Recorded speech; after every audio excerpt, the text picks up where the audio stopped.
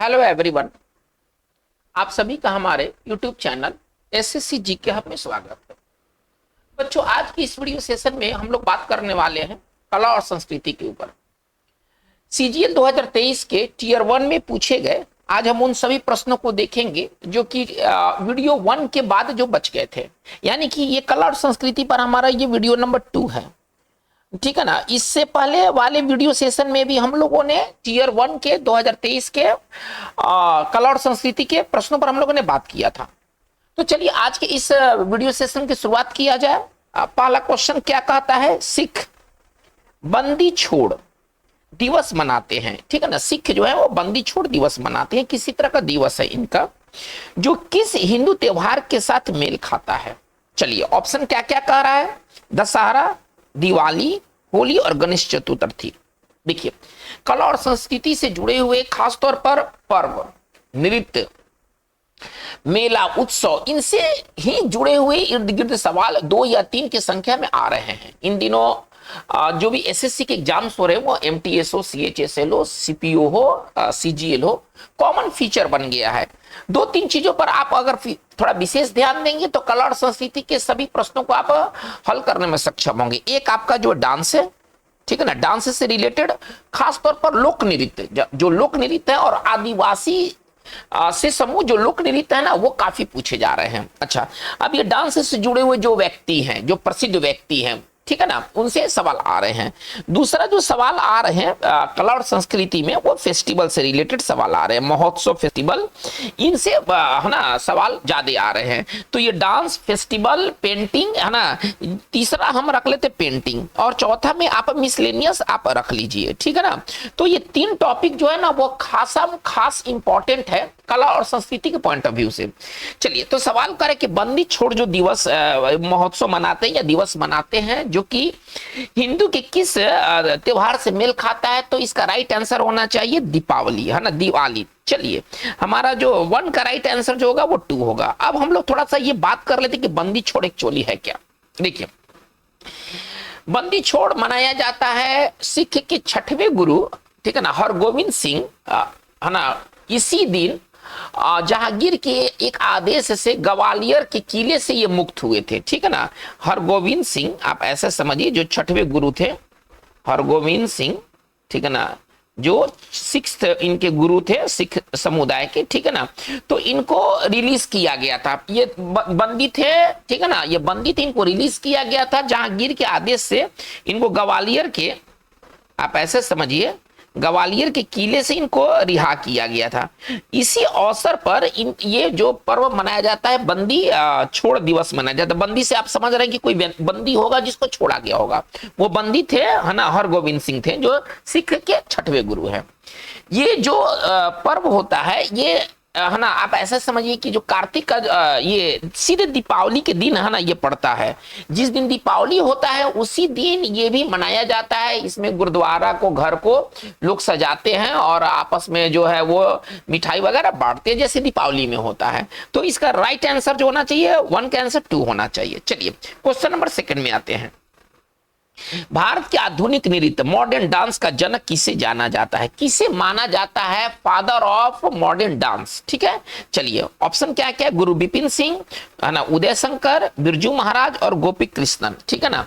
चलिए, ये 4 नाम में जो फादर कहे जाते हैं, ठीक है ना, आधुनिक डांस के, वो है उदय शंकर।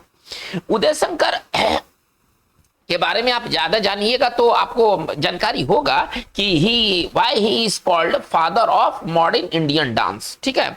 चलिए बाकी के बारे में भी थोड़ा सा देख लेते हैं। तो हमारा जो 2 का राइट आंसर जो होगा वो 2 होगा। आधुनिक नृत्य का जो जनक है वो उदय शंकर को माना जाता है, ग्रेट डांसर। और इन्हीं के भाई पंडित रविशंकर, है ना, बहुत बड़े सितार वादक, है ना, ग्रेट सितार मैस्ट्रो, है ना, उनको सितार मैस्ट्रो कहा जाता है। और ये डांसर थे, उदय शंकर डांसर थे, और रविशंकर जो थे इनके भाई, सॉरी, जो रविशंकर इनके भाई थे वो क्या थे, तो वो सितार मैस्ट्रो थे। ठीक है ना, वो सितार वादक थे।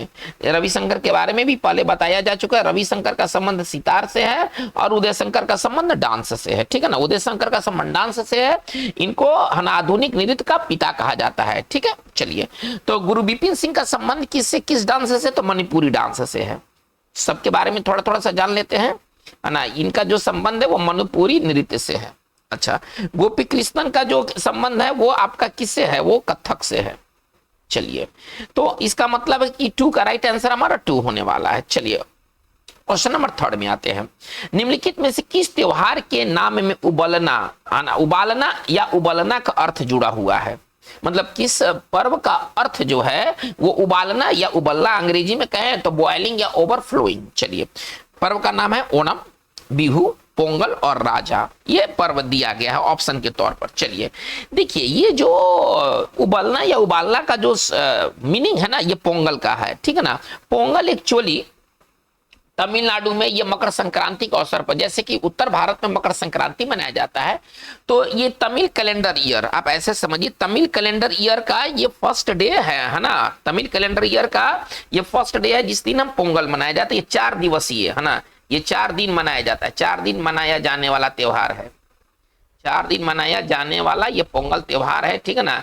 और जैसे कि उत्तर भारत में नाम है मकर संक्रांति, दक्षिण भारत के अलग अलग जगहों पर अलग अलग इसका नाम है। जैसे कि तमिलनाडु में हम इसे पोंगल कहते हैं, अलग अलग जगहों पर इसका अलग अलग नाम दिया गया है, ठीक है ना। तो चलिए, पोंगल जो शब्द है ये पोंगो से बना है, ये तमिल है ना, पोंगो से बना है। अब पोंगो का मतलब क्या होता है, अगर इंग्लिश में अगर बात करें तो ओवरफ्लोइंग। इसमें होता क्या है, देखिए पोंगल में होता क्या है, ओवरफ्लोइंग। अगर इसको कहें तो इसका जो अर्थ होता है ओवरफ्लोइंग, मतलब जो उबल जाना है ना, बाहर फेंक देना, उबल करके बाहर फेंक देना। ओवरफ्लोइंग का मतलब आप ये समझिए, ठीक है। तो पोंगल में होता क्या है कि ये एक्चुअली हार्वेस्ट फेस्टिवल है ना, ये सब ये क्या है, ये सब किसान से जुड़े हुए हैं, इसको हार्वेस्ट फेस्टिवल कहा गया है। ये पोंगल को क्या कहा गया, हार्वेस्ट फेस्टिवल है ना। इसका संबंध फसल से है। इसमें लोग नए चावल का गुड़ और दही दूध के साथ है ना मीठा व्यंजन तैयार करते हैं और देवताओं को समर्पित करते हैं, ठीक है ना। तो हमारा राइट आंसर हम लोग क्या पहुंचे, 3 का आंसर जो होगा वो 3 होगा। चलिए आते हैं क्वेश्चन नंबर 4 में। माजुली महोत्सव मनाने के लिए कौन सा राज्य प्रसिद्ध है? देखिए, माजुली जो द्वीप समूह है ये असम में है। ये दुनिया का सबसे बड़ा है ना रिवर, ये टापू है, आप ऐसा समझिए, नदी का ये द्वीप है। नदी द्वीप दुनिया का सबसे बड़ा है वो माजुली है, ठीक है ना। और माजुली जो द्वीप है वो असम में है, तो जाहिर सी बात है कि माजुली महोत्सव भी कहां मनाया जाएगा, असम में मनाया जाएगा। यानी कि हमारा 4 का राइट आंसर हमारा 2 होना चाहिए। चलिए क्वेश्चन नंबर आते हैं 5 में। कह रहा है क्या, नाटी, ठीक है ना, निम्नलिखित में से भारत के किस राज्य का लोक नृत्य है? एक बार फिर से सुना जाए, नाटी कहां मनाया जाता है, ठीक है ना। चलिए ऑप्शन है हिमाचल प्रदेश, आंध्र प्रदेश, केरल और नागालैंड, ठीक है। देखिए, नाटी जो मुख्य रूप से ये हिमाचल प्रदेश में मनाया जाने वाला लोक नृत्य है, ठीक है ना। ये हिमाचल प्रदेश में किया जाने वाला लोक नृत्य है, लेकिन हिमाचल प्रदेश के अलावा उत्तरांचल का भी संबंध नाटी से है, ठीक है ना। यानी कि नाटी जो ये लोक नृत्य है ये हिमाचल प्रदेश के अलावा ये उत्तरांचल में भी किया जाता है। तो इसका मतलब कि 5 का राइट आंसर हमारा 1 होना चाहिए। आते हैं 6 नंबर में। करेंगे, सिरपुर राष्ट्रीय नृत्य और संगीत महोत्सव हर वर्ष भारत के किस राज्य में आयोजित किया जाता है? यह हर वर्ष मनाया जाने वाला है ना एक महोत्सव है सिरपुर। चलिए, तो ऑप्शन क्या दिया है, मध्य प्रदेश, उत्तर प्रदेश, छत्तीसगढ़ और झारखंड। देखिए, अगर आप सिरपुर के बारे में जानकारी लेंगे तो आपको पता चलेगा कि सिरपुर एक गांव है जो कि छत्तीसगढ़ में स्थित है, ठीक है ना। सिरपुर एक गांव है जो कि छत्तीसगढ़ में स्थित है और यहीं पर लक्ष्मण मंदिर है। सिरपुर में ही, सिरपुर गांव में ही एक लक्ष्मण मंदिर है। यहीं पर, ठीक है ना, राष्ट्रीय नृत्य और संगीत महोत्सव आयोजित हो जाए 3 दिन के लिए, 3 दिनों के लिए, ठीक है ना। 3 दिनों तक ये महोत्सव चलता है, आप ऐसा समझिए, ये महोत्सव चलता है, इसका है ना 3 दिनों तक चलता है। 29 जनवरी से ये शुरू होता है, ठीक है ना। 29, 30 और 31 और 30 जनवरी तक ये प्रत्येक साल होने वाला एक समझिए कि राष्ट्रीय नृत्य और संगीत महोत्सव है, ठीक है। तो इसका मतलब है कि सिरपुर राष्ट्रीय नृत्य और संगीत महोत्सव का संबंध किससे, छत्तीसगढ़ से है। यानी कि हमारा 6 का राइट आंसर जो होगा वो 3 होगा। चलिए हम लोग बात को आगे लेके चलते हैं। क्वेश्चन नंबर 7 में कह रहा है क्या, कथक के लखनऊ घराने, कथक के कई घराने हैं, लखनऊ घराने भी एक घराना है, कि स्थापना किसने की थी? ऑप्शन है ईश्वरी प्रसाद, बिरजू महाराज, सितारा देवी और रुक्मणी देवी। ये सभी कथक के बड़े नृत्य है ना, ये बहुत बड़े पर्सनालिटी है, ये कथक से जुड़े हुए बहुत बड़े पर्सनालिटी हैं, आप इनको समझिए। लेकिन जो लखनऊ घराने की स्थापना किया गया था ईश्वरी प्रसाद द्वारा। यानी कि हमारा 7 का राइट आंसर जो बनेगा वो 1 होगा। हमारा 7 का राइट आंसर 1 होगा। आते क्वेश्चन नंबर 8 में, करे क्या, जोनपा लेगसो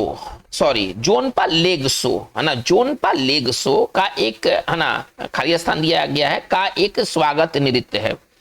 ये किस देश का एक स्वागत नृत्य है? नाम है जोनपा लेगसो। चलिए देखिए, अगर आप थोड़ा सा अगर आप गेस कर सकते हैं तो बांग्लादेश में अगर कोई नाम होगा तो इस्लामिक नाम होगा, थोड़ा सा ऐसा कॉमन सोच है, या बंगाली नाम होगा। ठीक है, चलिए तो ऑप्शन को पहले इलिमिनेट करना हम लोग सीखे। सब आप हर चीज को जानकारी में लेके नहीं चल सकते हैं, वहां पर क्लेवर गेसिंग करना होगा। आपको चतुर रूप से आपको ऑप्शन को एलिमिनेट करना होगा, हटाना होगा, ऑप्शन को कम करना होगा, तभी जाकर के आपका गेस सही जगह पर जाके लगेगा। तो अगर बांग्लादेश में क्यों हटा रहा हूं? बांग्लादेश एक इस्लामिक देश है। दूसरा कि बांग्लादेश का जो वहां का जो लैंग्वेज है वो बंगाली है। तो कहने का मतलब है कि जो नाम जो आप देख रहे हैं ना, ये नाम थोड़ा सा ना तो ये इस्लामिक नाम है ना तो बंगाली नाम है। इसका मतलब है कि यहाँ पर बांग्लादेश नहीं होना चाहिए। जैसे कि बांग्लादेश, वैसे अफगानिस्तान इस्लामिक देश है, ठीक है ना, और वैसा नाम इस्लामिक प्रतीत होता नहीं। हमें गेस करना है, ये गेसिंग की बात है। अभी हम डायरेक्ट आंसर पर नहीं जा रहे हैं, गेसिंग कर रहे हैं क्या क्या हटा रहे हैं। तो ये बांग्लादेश और मैंने हटा दिया और अफगानिस्तान हटा दिया, गेस किया, गेस के तौर पर। चलिए हमारे पास 2 ऑप्शन बचा, भूटान और श्रीलंका। इसका राइट आंसर जो होना चाहिए, देखिए अब आपके पास ऑप्शन कम है। अगर यहां से अगर हम कोई भी अगर आंसर लेते हैं तो 50-50 के सुधार के मतलब गुंजाइश होंगे, मतलब इसमें 50-50% आपके 50-50% सही होने के गुंजाइश है। तो अगर आप पढ़ेंगे तो पाएंगे कि जोनपा लेगसो एक स्वागत नृत्य है और ये भूटान का स्वागत नृत्य है। यानी कि 8 का राइट आंसर जो होगा हमारा वो 2 होगा। 8 का राइट आंसर हमारा जो होगा वो 2 होगा। आइएगा नंबर 9 में, कर क्या, गुरुवायूर एकादशी। गुरुवायूर एकादशी भारत के किस राज्य का सांस्कृतिक उत्सव है? चलिए ऑप्शन दिया गया है, आंध्र प्रदेश, केरल, तमिलनाडु और कर्नाटक। गुरुवायूर एकादशी जो है ना वो केरल में मनाया जाने वाला एक सांस्कृतिक उत्सव है। यानी कि 9 का हमारा राइट आंसर जो बनेगा वो 2 बनेगा। चलिए हम लोग आते हैं नंबर 10 में, असम में बिहू उत्सव वर्ष में कितनी बार मनाया जाता है? असम का सबसे प्रसिद्ध अगर कहा जाए तो कोई उत्सव है तो वह है बिहू। ठीक है ना, बिहू असम में मनाया जाने वाला, ये वर्ल्ड फेमस, जैसे कि बिहार का छठ है ना, वैसे असम में बिहू है। ठीक है ना, सबके अपने अपने पहचान है। तो ये आप ऐसे समझिए कि छठ जैसे महापर्व के अंतर्गत आता है, तो बिहू भी कम नहीं है आसामियों के लिए। ये साल में 3 बार मनाया जाता है। ठीक है ना, ये साल में 3 बार मनाया जाता है। कौन कौन सा बिहू है भाई?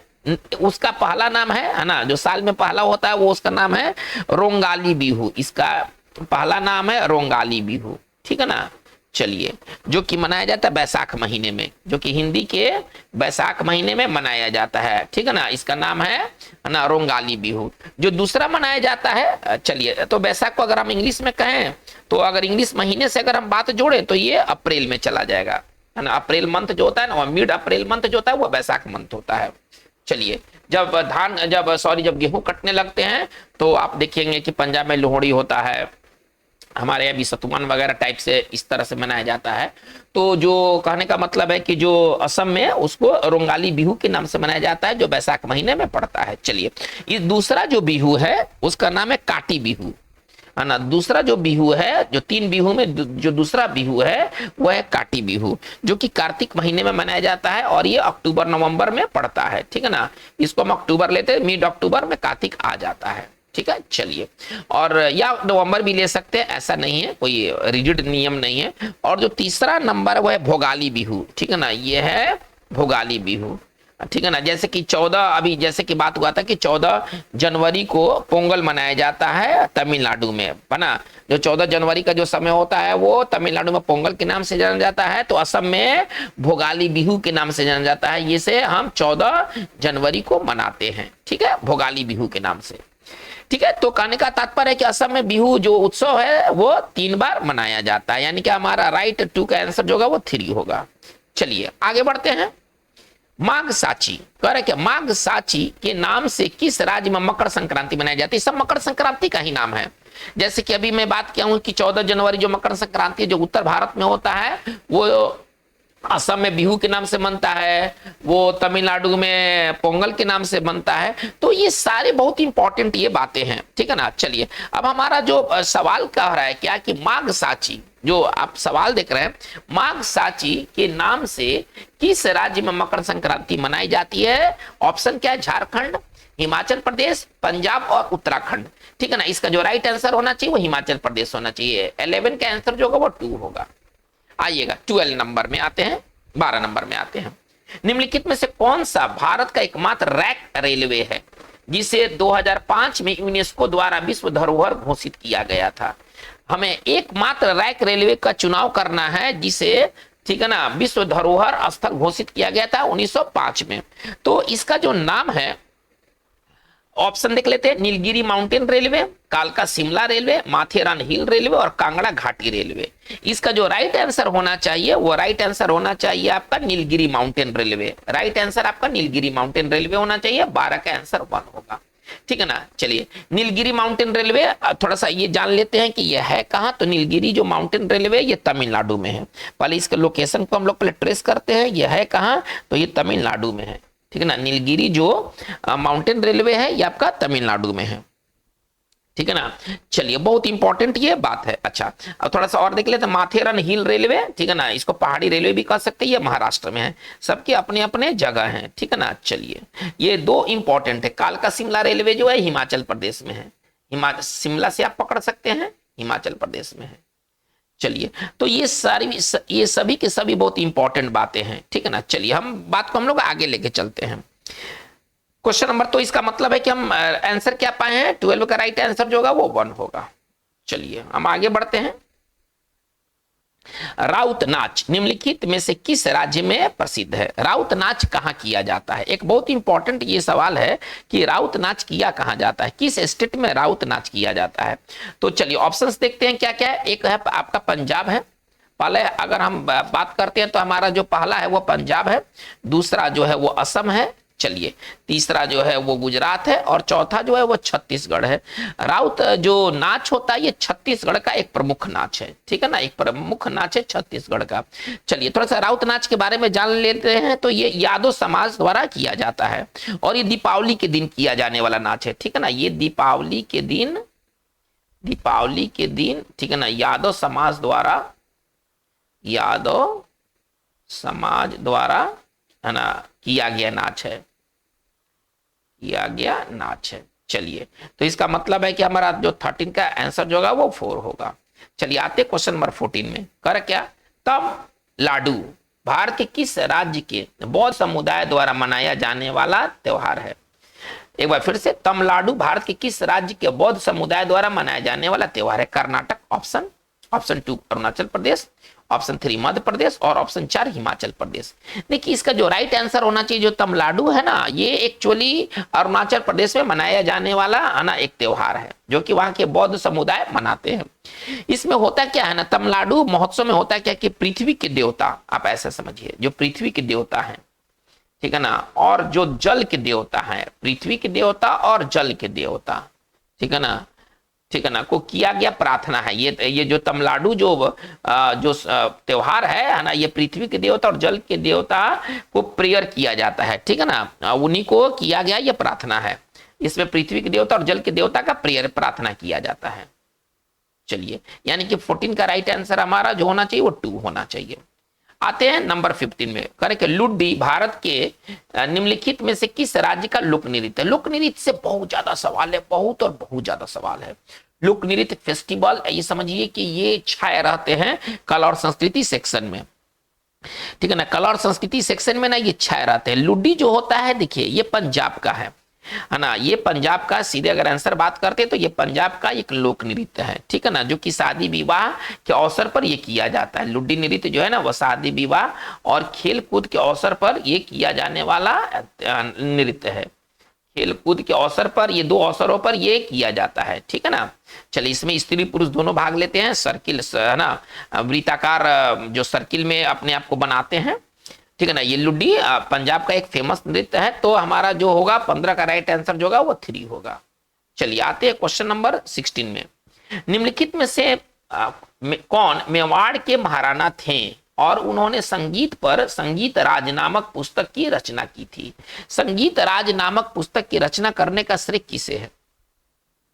चलिए ऑप्शन है महाराणा सांगा, चलिए ऑप्शन 2 जो है वो है महाराणा प्रताप, ऑप्शन 3 है महाराणा कुंभा और ऑप्शन 4 है महाराणा उदय सिंह। चलिए देखिए, ये जो लिखा गया था वो महाराणा कुंभा द्वारा लिखा गया था, संगीत राज, और इसके साथ साथ संगीत मीमांसा। इन्होंने 2 किताब लिखा था, ठीक है ना, संगीत राज लिखा था और संगीत मीमांसा लिखा था, और संगीत मीमांसा नामक इन्होंने पुस्तक लिखा था, ठीक है ना। चलिए महाराणा कुंभा जो थे वो मेवाड़ के राजा थे, है ना, मेवाड़ के राजा थे, आप ऐसे समझिए। और ये सिसोदिया, इनका वंशज का नाम था, क्या था? सिसोदिया, है ना, सिसोदिया वंशज से ये जुड़े हुए थे, ये सिसोदिया वंशज के थे, आप ऐसे समझिए। यानी इनका क्लैन का नाम था सिसोदिया क्लैन। तो इसका मतलब है कि 16 का राइट आंसर हमारा 3 होगा। चलिए क्वेश्चन नंबर 17 में आते हैं।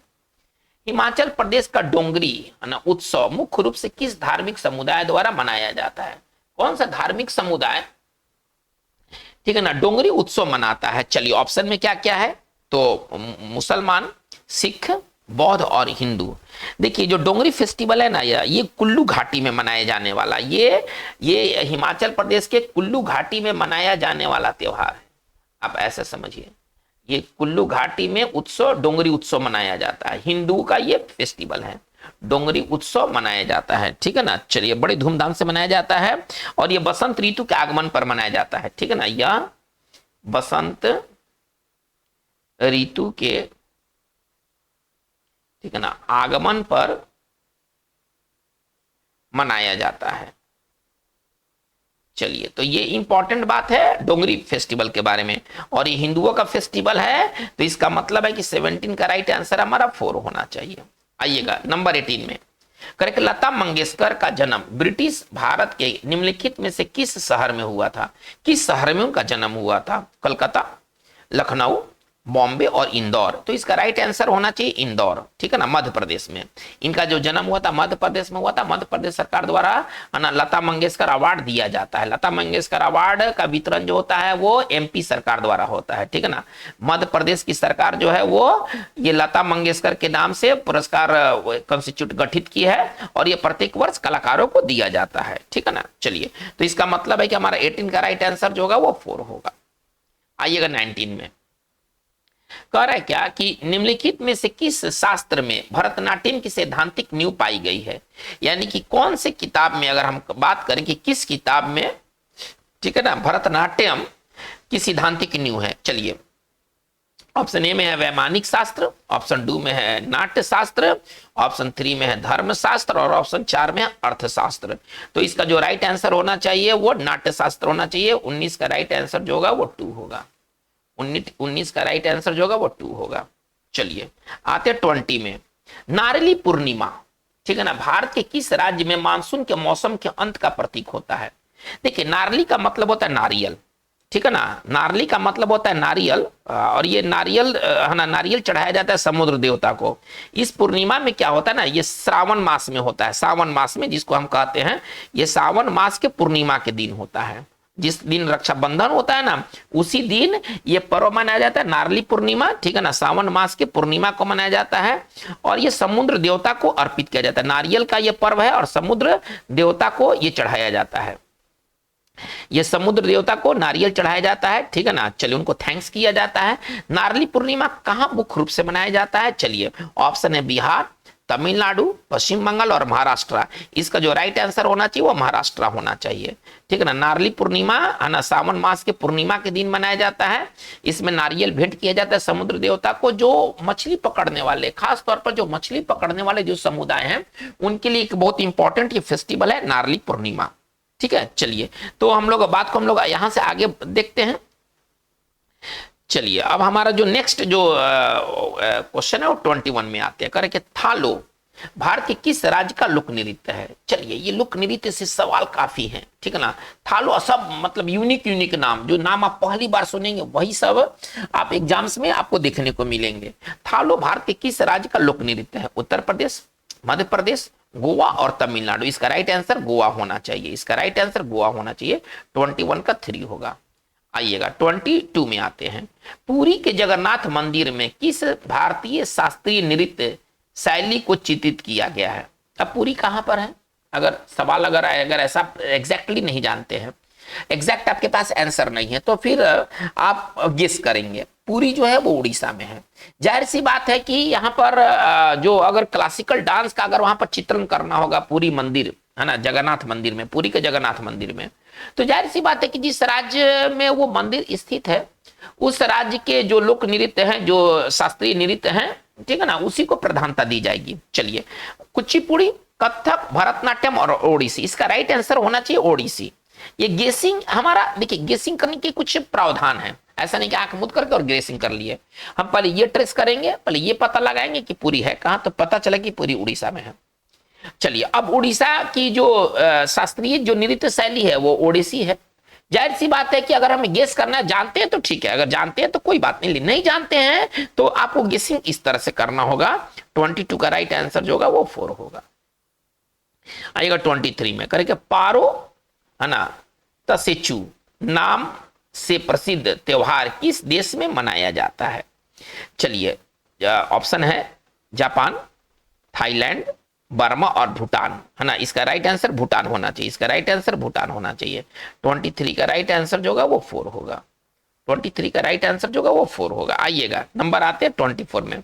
माटी अखोरा भारत के निम्नलिखित में से किस शास्त्रीय नृत्य से संबंध है? यानी कि माटी अखोड़ा का संबंध किस नृत्य से है? सत्रिया, कथकली, कथक और ओडिसी। देखिए, ये सत्रिया, इसका राइट आंसर होना चाहिए सत्रिया। सत्रिया का न्यू यहीं से शुरू होता है, माटी अखोड़ा से, ठीक है ना, माटी अखोड़ा से, है ना। माटी अखोड़ा मतलब पहला स्टेज है सत्रिय डांस का, आप ऐसा समझिए। माटी अखोड़ा जो है वो सत्रिय डांस का पहला स्टेज है।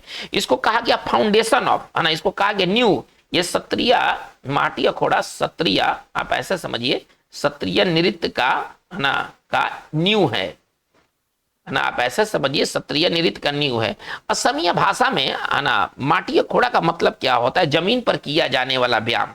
असमिया, या असमिया डांस है, आप भी समझ रहे हैं। तो असमिया भाषा में माटी अखोड़ा का मतलब क्या होता है ना, भूमि पर, है ना, किया जाने वाला एक व्यायाम है। और ये इसको कहा गया, माटी अखोड़ा को सत्रिय नृत्य का न्यू कहा गया, फाउंडेशन कहा गया है। 24 का राइट आंसर हमारा 1 होगा।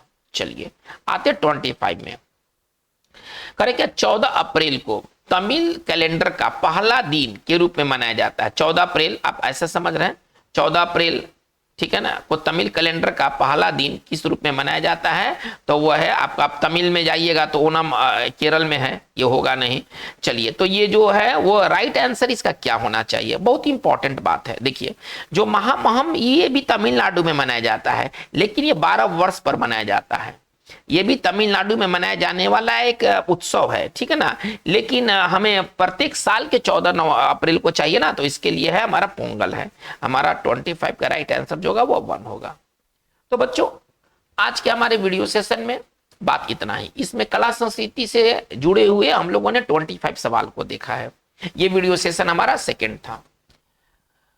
कला संस्कृति से जुड़े हुए सवाल आपको वीडियो नंबर 1 में भी आपको मिल जाएंगे। तो ये दोनों वीडियो मिलकर के CGL 2023 के टीयर 1 में जो कला संस्कृति के जो सवाल है वो कंप्लीट हो गए, ठीक है। लेकिन हमारा वीडियो सेशन अभी दूसरे टॉपिक्स को लेकर के भी जारी रहेगा। अभी हम दूसरे जो टॉपिक्स हैं, जैसे कि कला संस्कृति की बात थी, अभी आगे आने वाले दिनों में आपको CGL 2023 के टीयर 1 की इतिहास आपको देखने को मिलेंगे, भूगोल देखने को मिलेंगे। तो ये सारे अभी वीडियोस आने बाकी है। आप नए हैं, चैनल को सब्सक्राइब नहीं किया है तो काइंडली आप कर ले। आगे आने वाले दिनों में आपको ढेरों सारे आपको वीडियो देखने को मिलेगी। आज की बात बस इतना ही। Thank you very much.